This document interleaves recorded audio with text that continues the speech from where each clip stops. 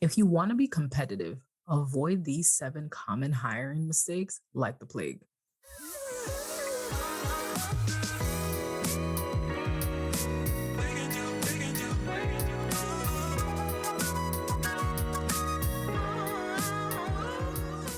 Welcome to Hire Breakthrough, a podcast dedicated to helping entrepreneurs like you take the breakdown out of their hiring breakthrough.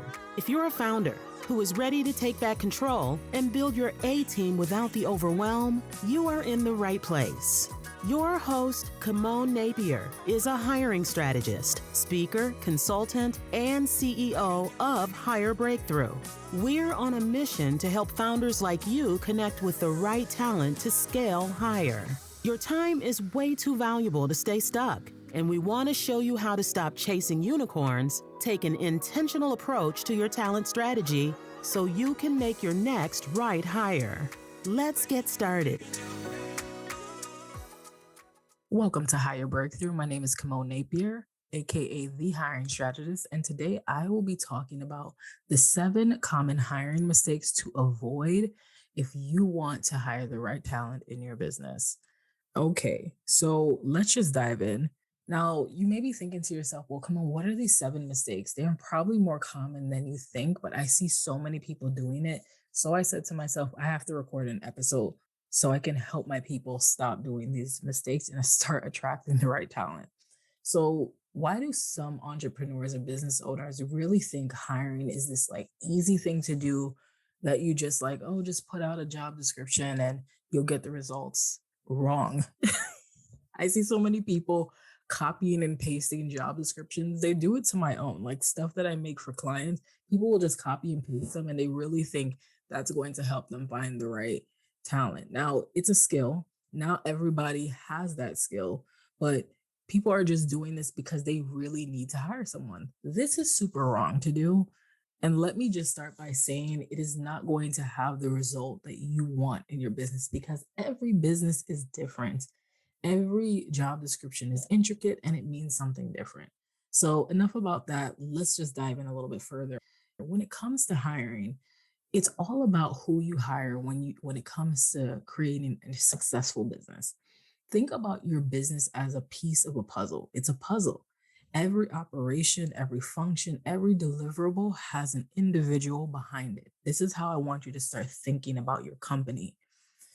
The person in charge of those responsibilities will determine its success. So, for example, if you have somebody doing all these things in your business, they're responsible for each thing that you are delegating them to do. And if they're just all over the place, it's a recipe for disaster. But when somebody knows what's their lane, right? They know this is their unique thing. This is the stuff they should be focusing on.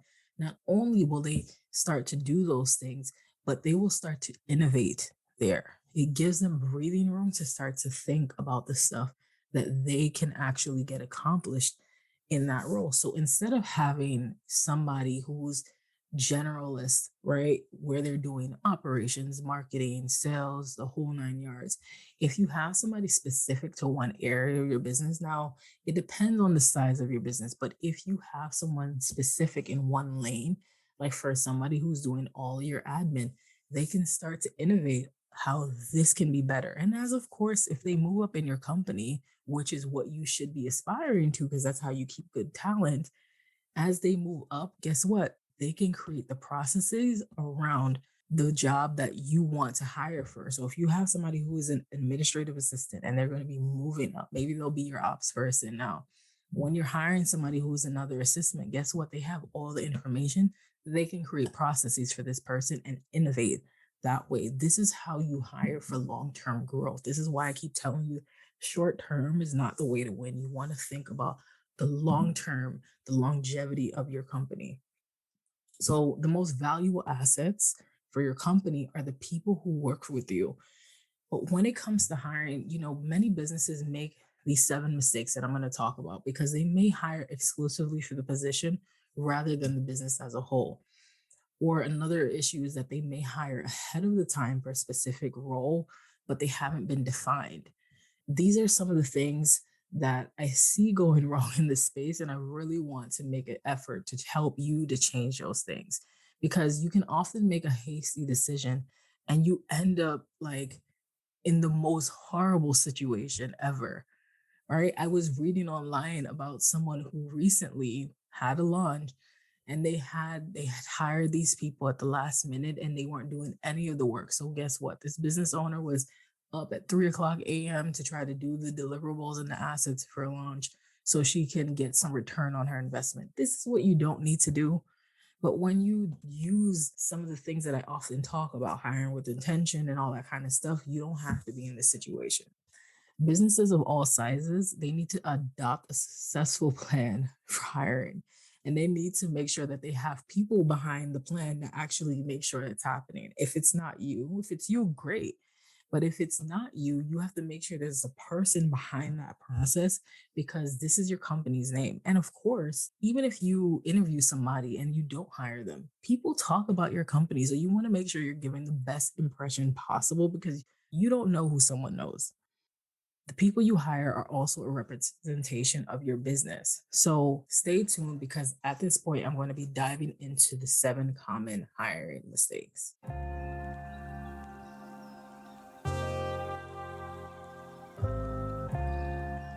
If you haven't checked out the Hire Breakthrough Calculator yet, what are you waiting for? The Hire Breakthrough Calculator is a simplified tool allowing you to calculate the budget for your next hire minus the hassle. If you find yourself saying, I can't afford to hire, or need to create your hiring budget, this is the tool for you. Go to hirebreakthrough.com/calculator and check it out right now. Number one, being too narrow in your search. I can't talk about how this is like the worst thing that I can see people doing, but it's like a lot of us as business owners are looking for someone who is exactly like us or the rest of the team. But instead of doing that, aim to bring in somebody who can push you outside of your comfort zone or is bringing out a different perspective or viewpoint that will help your business to move forward. And when I'm talking about search, it's the places that you're looking for candidates too. Like, often people are just like, okay, Indeed or LinkedIn. Those are very specific places to look. There are millions of places to look for talent. So start to get more specific about where you want to find the people for your roles. That's the first thing.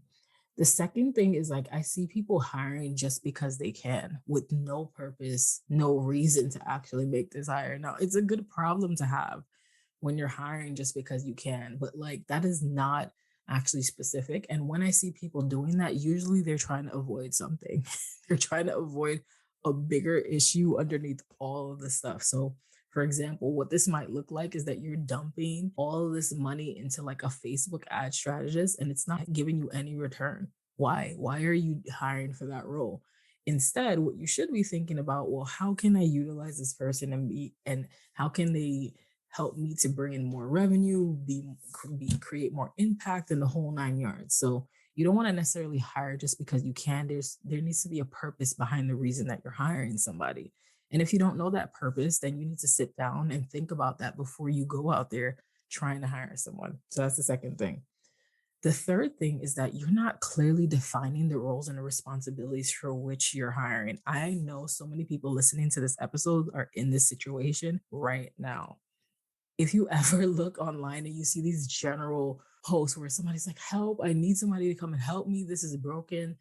Like, of course, there are times where you need these short term, roles. Like, for example, if maybe like one of your website pages is not loading properly, yeah, that's a short term fix. But this is not the approach you need to have for all of the roles and responsibilities in your business. You want to paint a picture to the candidate that they know how they can help you. They know what you need and what they can bring to the table to actually be purposeful in your company. So when you don't actually define the roles and the responsibilities for a candidate, it's going to cause confusion. And often I hear so many entrepreneurs and business owners say, well, I wanted this person to really innovate in this role, and I feel like they're just doing everything that I say. Have you actually empowered that person to actually innovate in that role? Have you actually told them to do that? If you have no defined roles or responsibilities, they can't see the big picture. They can't actually understand what is their lane in your company. And this is why you need to get really specific. So clearly define the roles and responsibilities that you're hiring for. Number four, you're not attracting the right candidate. If you are just putting like the most generic job description out there, like earlier when I talked about you're just copy and pasting what you see somebody else doing, you're not going to attract the right person for the role. A job description, think of it as a marketing tool for your actual role. So if it's not speaking to the type of person that you need in your business and in your company, it's not going to actually attract the right candidate. And you want to make sure that it's pulling in the person that you needed to pull in. That is the purpose of doing something like that. And of course, I say this all the time, but if you're not purposeful with what you're putting out there, if a candidate can't actually understand your mission and the things that you're trying to do and the impact you're trying to create in your business, you're going to attract the wrong candidate. You won't attract people who are actually mission driven and focused on company like yours, but you attract folks out there who would just simply need a job and they have no attachment to your company in the first place. If you're fine with attracting people like that, that's it's great. And there's nothing wrong with that. But if you are saying to yourself, like, I'm trying to create a company, not a side hustle, I want to actually be intentional and I want to make a purposeful change in my industry and in my lane, you want to attract the right candidate. Number five, you're forgetting to highlight the culture. I think this is like a common mistake I see with everyone because when folks hear the word culture, they can think of these really large and intricate type of companies. But you, as a small business owner or a startup, you can highlight your own culture. What is it that you want to do different? If you haven't even thought about this, like think about to the days that you used to work a 9 to 5 or used to work for a company and what you hated about that company culture. Like you want to reset all of that and you want to make sure you're highlighting your own culture. What is it that you stand for? What is it that you're moved to do? These are the small, intricate details that are going to shape your company culture. So you want to highlight that because you want a candidate to actually see how they can enhance that. Remember, I always say you don't want to hire for cultural fit. You want to enhance your culture. And this is how you do that. If you're not highlighting your culture or what you want your culture to be, let's say this is your very first hire, the very first role that you're trying to bring on into your business. Talk about what it is that you stand for, what it is that you want this person to know about the culture you're trying to create. Because as the first person that's coming into the business, they want to know what they're getting into. So highlighting your culture is going to be really key here. Number six, hiring based off of your own biases. This is, if out of anything that I've shared this far, this is like the biggest one. And I think often business owners, founders, and entrepreneurs don't necessarily realize that they're doing this, but often they're hiring based off of bias. Let me give you a great example of this.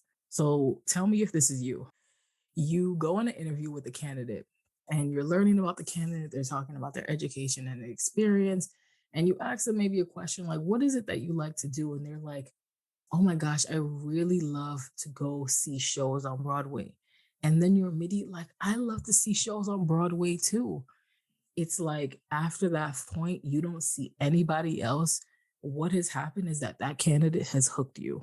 And this is not necessarily a bad thing because entrepreneurs and business owners and these big companies do the exact same thing, but it's a bias because what it means is that it doesn't mean anything. Yes, you might share a lot of things in common with this candidate, but it doesn't mean they can actually help you in your business. What it means is that they're relatable and they know how to build rapport and relationship with people, but it doesn't mean that they're going to actually be able to deliver.